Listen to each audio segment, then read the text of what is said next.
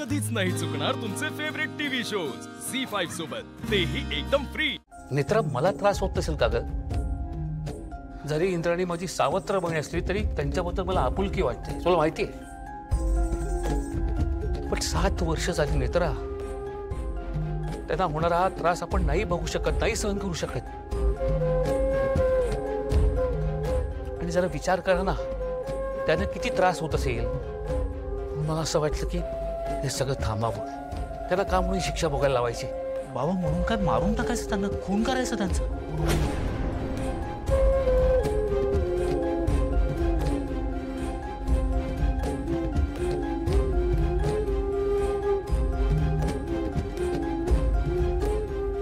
अरे अद्वैत, तू काय बोलतोयस?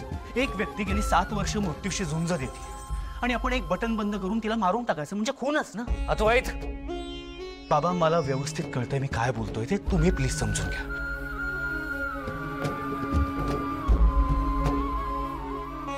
हो बाबा, ती देवी आईची मुलगी आहे, त्यांचं काय होणार हे फक्त देवी आईच ठरवेल। आणि इथून पुढे हा विषय घरात नको। का का विषय का नको? म्हणजे आमच्या मताला या घरात काही किंमत नाहीये का, महत्व नाहीच आहे का? आधी सगळ्यांच्या मताला किंमत दे, आणि आपण कुटुंब म्हणून बोलतोय ना। तुम्हा दोघांना कळत कसं नाहीये? इंद्राणीनं आयुष्यभरात त्रास भोगलाय, सहन केलाय, असूनही भोगते तो त्रास। त्यांची या त्रासातून मुक्तता करायला नको का? बरोबर आहे भाऊजी तुमचं।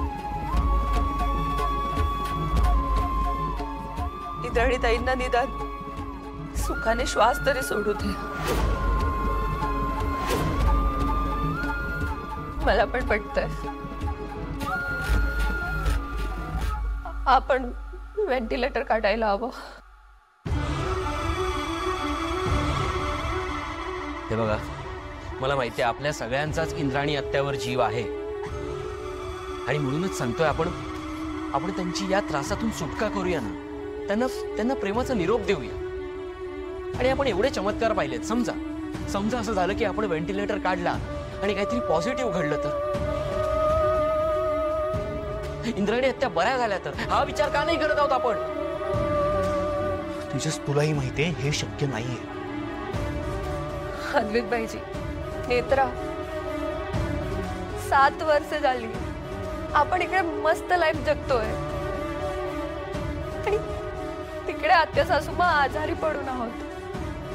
आपण त्यांची सुटका करूया ना, आपण का शिक्षा देतोय त्यांना?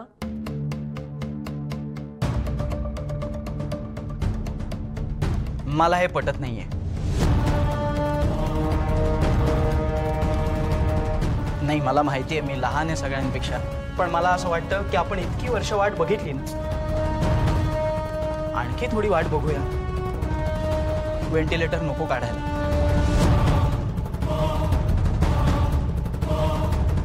आणि आजवर या घराने इतके चमत्कार बघितले, इंद्राणी आत्यांच्या बाबतीत सुद्धा एखादा चमत्कार घडू शकतो ना।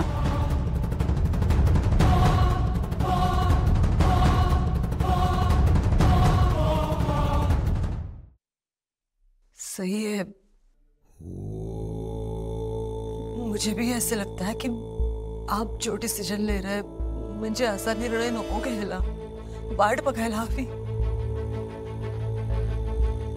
मैथिलीजी, तुम्ही मध्ये नाही बोललात ना तर बरं होईल। हा आमचा फॅमिलीचा इश्यू आहे, त्यामुळे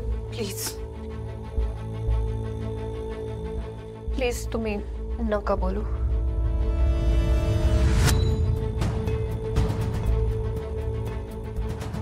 मी फक्त एवढंच सांग, मैथिलीजी प्लीज प्लीज।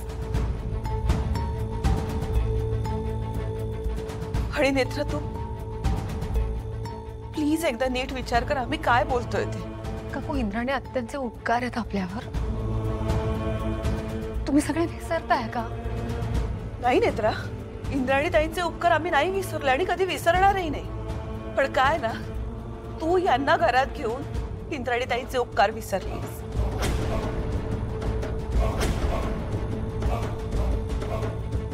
तू यांना घरात ठेवून घेतलंस ना, तिथे तू कृतज्ञ झालीयस. काय बोलतेस तू? बरोबर बोलते काकू.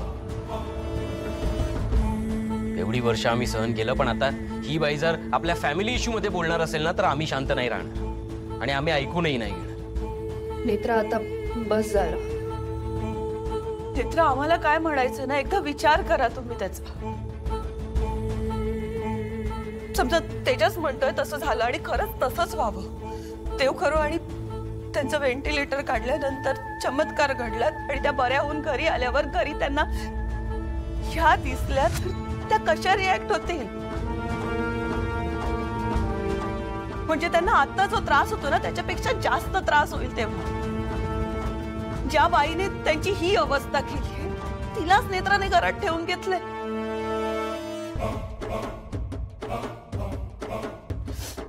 नाही भाऊजी, काही झालं ना तरी आम्ही सगळे तुमच्या बरोबर आहोत आणि तुम्ही जो काही निर्णय घ्याल ना, तो बरोबरच असणार आहे. तो इंद्राणी ताईंच्या भल्यासाठीच असणार आहे. मला नाही पटत आहे. प्लीज समजून घ्या ना तुम्ही. का असं करताय तुम्ही? सगळा विचार करून झालाय. मग माझा सुद्धा निर्णय झालाय बाबा. मी व्हेंटिलेटर काढायला कधीच परवानगी देणार नाही. आपण देव नाही होत एखाद्याचा मृत्यू ठरवायला.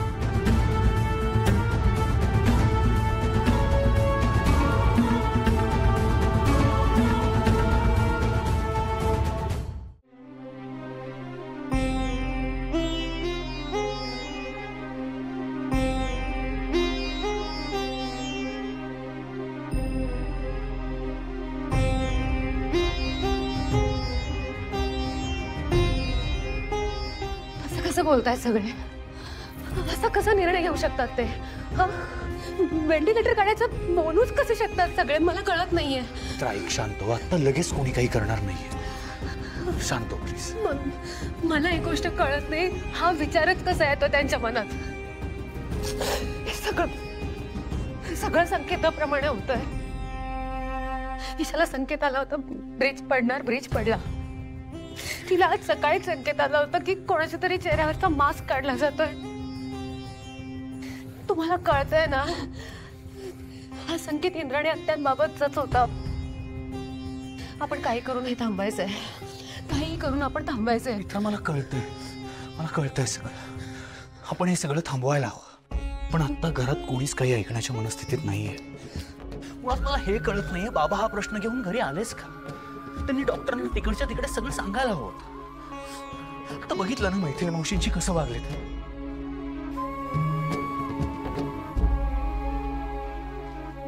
मलाही कळत नाही मैथिली मावशींची सगळे असं कसं बोलले. 7 वर्षात पहिल्यांदाच मी त्यांच्याशी असं बोलताना पाहिलंय सगळ्यांना. की वर्ष ते आपल्या सोबत राहतायत आणि त्यांना सांगत होते की घरगुती विषय तुम्ही बोलू नका.